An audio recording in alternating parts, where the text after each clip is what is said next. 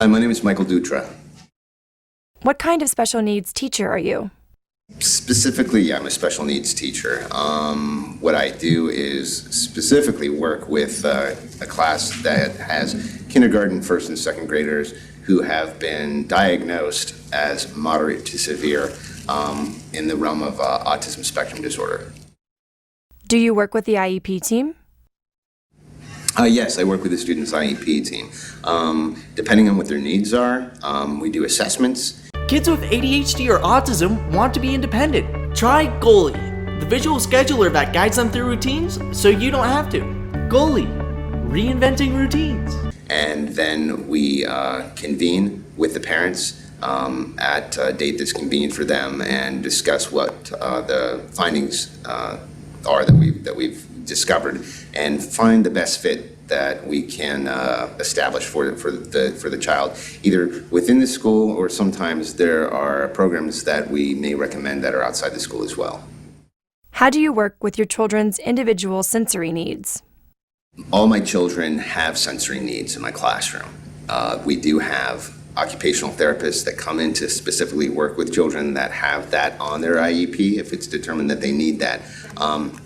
For the most part, though, I do integrate sensory stimulation within the classroom during the day. A lot of children that have problems sitting still, they have a lot of anxiety, so I do have a jumper or small trampoline in my room that they can use. A lot of times I really like to use dance therapy for them as well.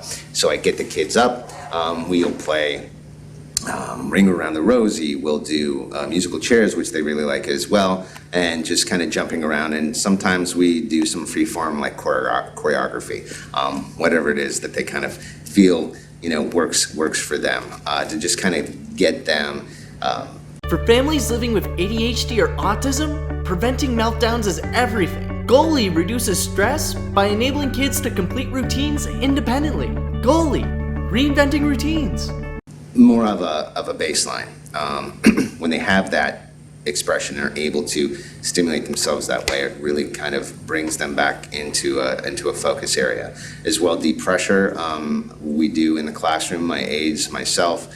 We have weighted vests for some of the children as well. Some of them really enjoy just listening to the music, so I have a station set up for them to be able to put on headphones. Some of them have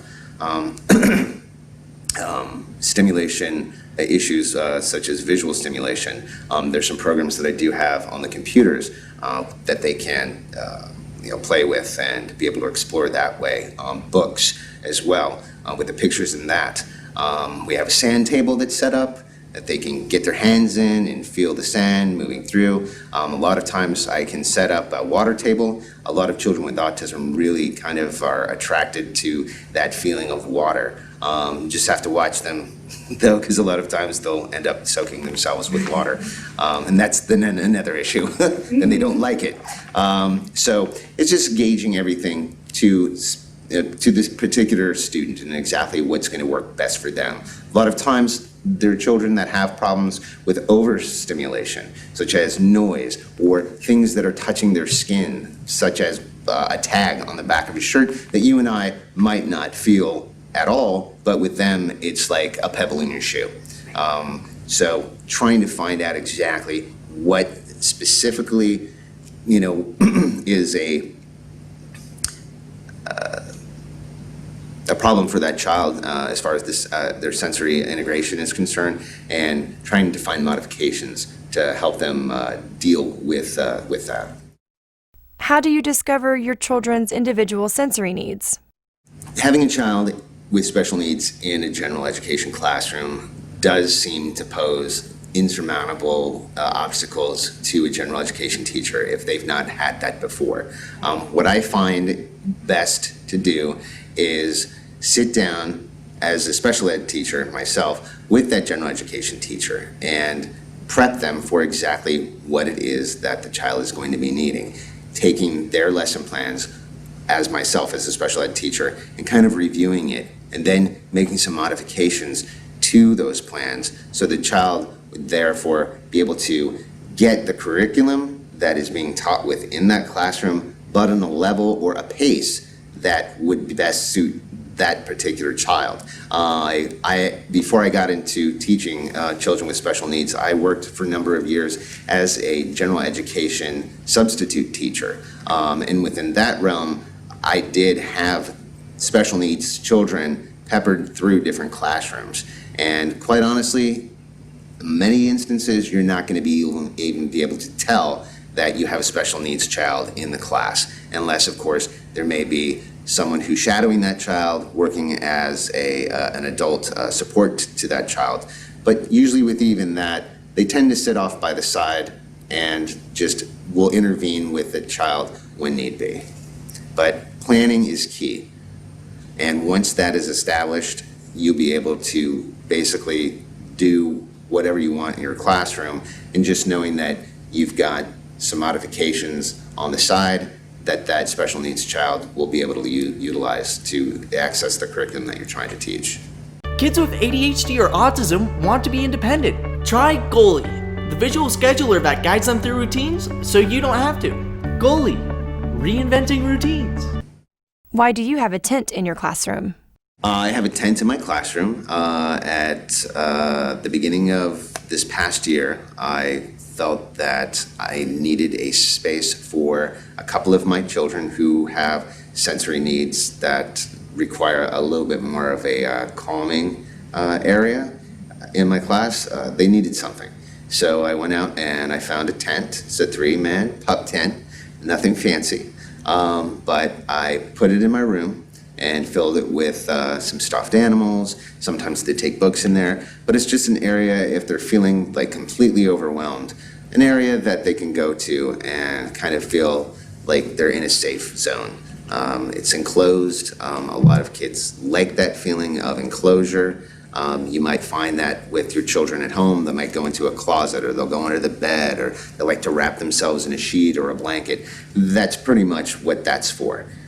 So if they're needing that, a lot of times they will just go there. They'll say they need a break, and go directly there for about 5-10 minutes, whatever it takes. And when they're ready, they'll come out, and it really works very well.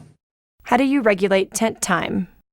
Tent time is used for the children that want to use it. I don't say that no one can use it at all.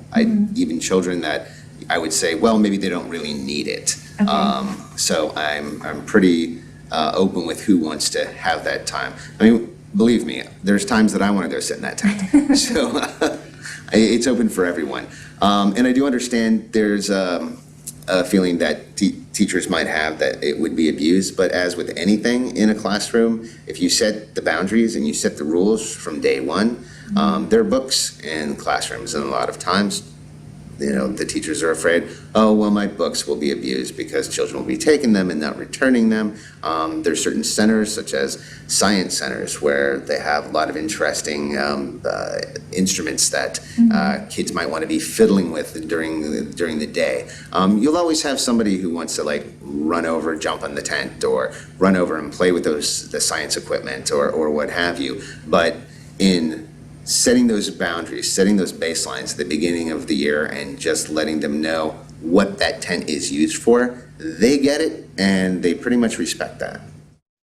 Do you use humor in your classroom?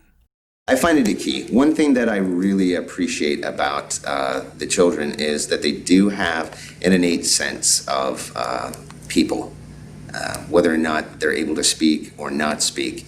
And just the way that they function is, obviously they have problems with mostly socialization skills, maintaining eye contact, being able to work in a larger group. And sometimes a larger group to them is 2 people. But when I'm working with them one-on-one, I try to get into kind of their realm a bit.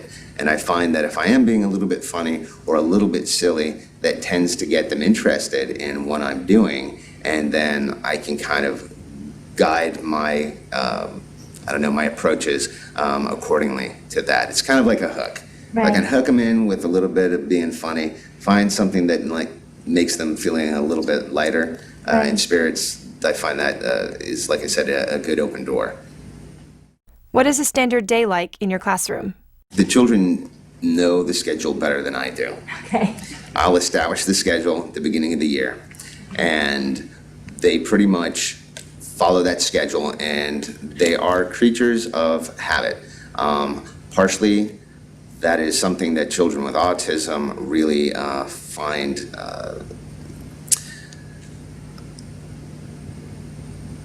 For families living with ADHD or autism, preventing meltdowns is everything. Goalie reduces stress by enabling kids to complete routines independently. Goalie, reinventing routines. I can't find the word. Maybe comforting? Comforting, I was going to say, yeah. Yeah, it provides comfort. The structure that is provided to a child with autism really gives them tools, a scaffolding, so they know exactly what's expected. With that, as you use that word, which was perfect, is comforting, that does give them comfort. They know what to expect. Nothing's going to be out of the ordinary. But suffice it to say, there are a lot of kids in the room, so dependent upon whether or not they had a good morning or a bad morning or what happened the night before, somebody might come in and set up a situation that will throw things out of whack just a little bit. But within that, again, I usually try to use humor to kind of divert attention away from the fact that perhaps we're not following the schedule exactly as we did before, or with the use of my classroom aides, being able to get them more focused on what they have to do, what's in front of them at the moment, and then I'll try to kind of diffuse the situation with the child that's kind of causing that disrupt.